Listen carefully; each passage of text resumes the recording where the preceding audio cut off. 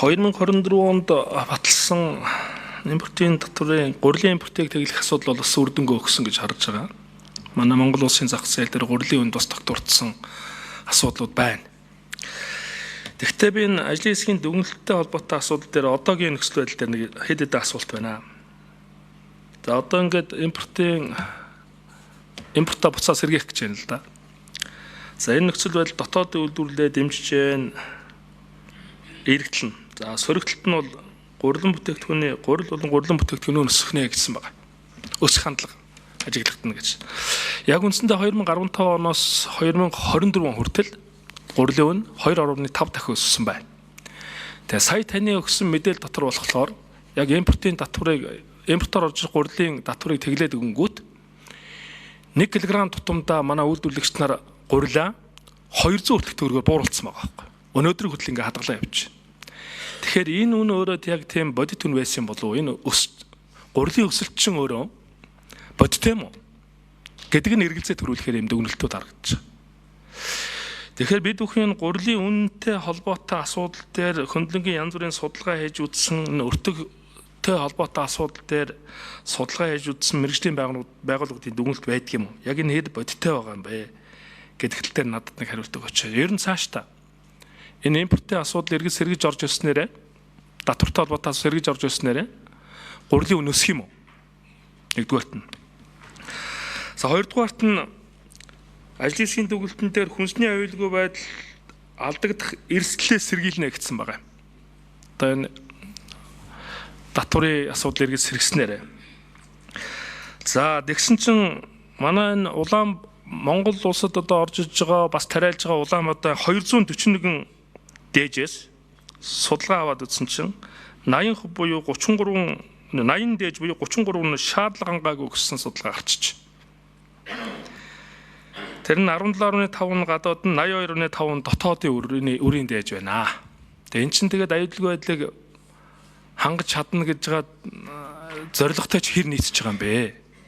Тэгээ энэ дээр нэг хариулт өгөөч.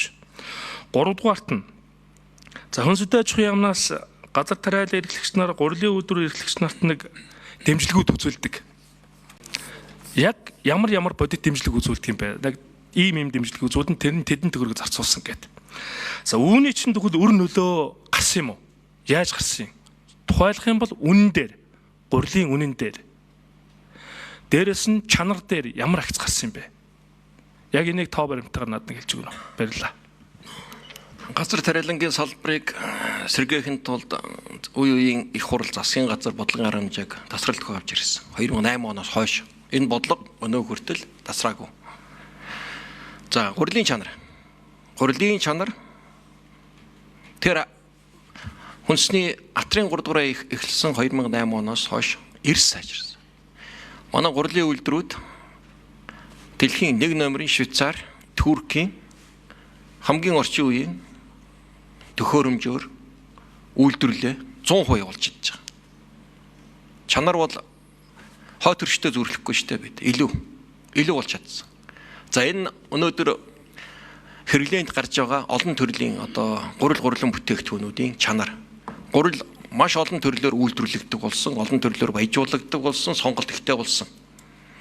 Зөвхөн 50-70 кг шуудардаг гурил биш, өнөөдөр маш олон төрлийн үйлдвэрлэлийн технологийн тааруулсан олон хэлбэрээр үйлдвэрлэх чадaltaй болж чадсан. Энийг бол баталгаатай хэл. Улаанбуудaan үйлдвэрлэл дээр чанарын ахиц эрс гарсан. Буюу бид Улаанбуудaan ургац жил ирэх тусам доктортой нэмэгдүүлж чадж байгаа дэлхийн хамгийн сүүлийн үеийн тоног төхөөрөмжийг газар тариалангийн салбар нэвтрүүлж ашиглаж эзэмшиж байгаа. Газар тариалангийн салбарт бүтээмж таримлын нэр төрөл олшроод ирэхээр өнөөдөр энэ гахаа, дахиа, шовуу, сүү гэд бусад өндөг гэд эрчимцэн аж ахуйнууд олон арваар бий болж байгаа нь газар тариалангийн үйлдвэрлэлийн өсөлттэй шууд холбоотой. Чанарын үзүүлэлт энэ. Үн Улаанбуудаа бол дэлхийн зах зээлээр биржийн үнэтэй ийм бараа. Буюу тухайн жилийн дэлхийн цаг уурын байдал ургацсан хэмжээтэй тогтдог. Нүүрстэй адилхан, алттай адилхан, өсчил байдаг, унжил байдаг. Ямар ч төсөнд бид дотооддоо тодорхой хэмжээний нөөцөө өөрөө тарьж, ургуулж, хадгалж болцсогүй эрсдлийг даван туулахад бэлдэж явах ёстой. Тэр талаас нь харах ёстой. Бид улсын хурлын тогтоолоор жил бүр 100 мянган тонн үр тариа авах ёстой боловч төсвийн хязгаарлалт байдлаас болоод энийг авч чадахгүй л яваад байгаа.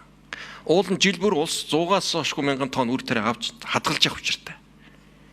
Тэгж аюулгүй байдлынхаа юмыг бол хангаж явах учиртай. Тэр зүйл дээр бас төсөв хөрөнгөний асуудал холбоотой юм гардаг. Тэгэхээр дэмжлэгийн одоо нарийн ширийн энэ 2008 оноос хойш бүх тоог би танд өгж өгнө. Тэрийг яриул их уртаа гарна. За түрүүн Баярбаатар гишүүн хөрсөн анхаар гэж. Одоо 2025 оны гол одоо бодлогын өөрчлөлт бол үндэсний үйлдвэр тушаасан, тоон дотн тушаасан Улаанбуудад урамшуул болгож 80 мянган төгрөг өгдөг байснаа болж байгаа. Энийг бордоо болгож газартаа одоо шингээх юм бодлого болж байгаа. Бодлогын том өөрчлөлт бол одоо газар бордноо. Улаанбуудаа тарьсан, тариалт хийсэн тэр газарт нь тооцоолон индексжүүл тэр бордоогоор одоо урамшуулах бодлого. Яагаад гэвэл газар бол төрийн өмч. Тэгэхээр тэр газрын хөрс үржил шимээ сайжруулах бодлогыг хэрэгжүүлнэ. За тэр дээж гэж энэ ажлын хэсгээс гарсан ямар экспертүүд яаж дүгнэлт гарсныг би мэдэхгүй байна. Би материалтай танилцаагүй. Тэр ажлын хэсгээс асуух үз. Би яг энэ салбар харьцаж байгаа бодлого барьж байгаа хүний хувьд бүх үзүүлэлтээр дандаа дээшилж байгаа гэдгийг хэлэх гэж байна. Экспортч нэмэгдэж байгаа, дотоодын бүтээгдэхүүн эзлэх хувь хэмжээч нэмэгдэж байгаа, энэ салбар дахь ажлын байрч нэмэгдэж байгаа. Уулуур хагас ангид эдийн засгийг бий болох гол одоо бидний гол бодлого бол энэ. Хөдөө аж ахуйн хөнгө үйлдвэрлэл. Эндээ жоохон бодлого гаргаж урт хугацааны тогтвортой байх хэрэгтэй байна. За нэг 4 минутын хугацаанд хариулт авах гэж хариулж байгаа хүмүүсэнд нэг тойрол өгсөөр гал таалчихын сайдаа. Би зүгээр тодорхой л асуулт асуугаад байна танаас. Тэгээ нэг тодорхой хариулаад өгчихгүй нэг дэвэн дэлхийн юмар сарга дуусгаад их юм та. Би тодорхой асуулт асуусан танаас. Та бүхний оруулж ирсэн материал дээр л би ажиллаад асуудлуудаа тавиад байгаа юм.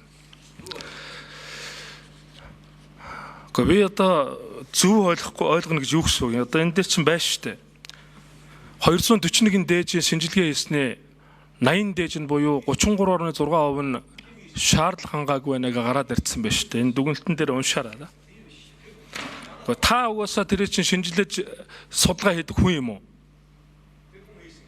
Хөндлөнгийн судалгааны байгууллагуудын дүнг та өөрөө хүлээн зөвшөөрөх хэрэгтэй. Мягадлах хэрэгтэй байгаа гэсэн эсвэл тэгвэл.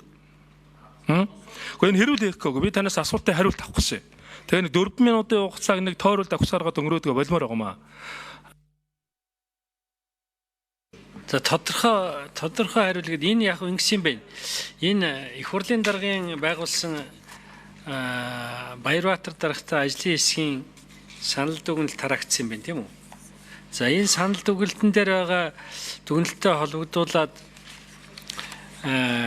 асуугаад байгаа юм байна л да. Тэгэхээр энэ санал дүгнэлтийг та нарт хургуулсан юм уу? Хургуулсан бол энэтэй одоо санал нэг байгаа мó үгүй юм уу гэдэг тайлбарыг сонсох гээд байхгүй юу? Тэрнээс биш таны мууг үзэх гээд байгаа ч юм бас биш юм байна.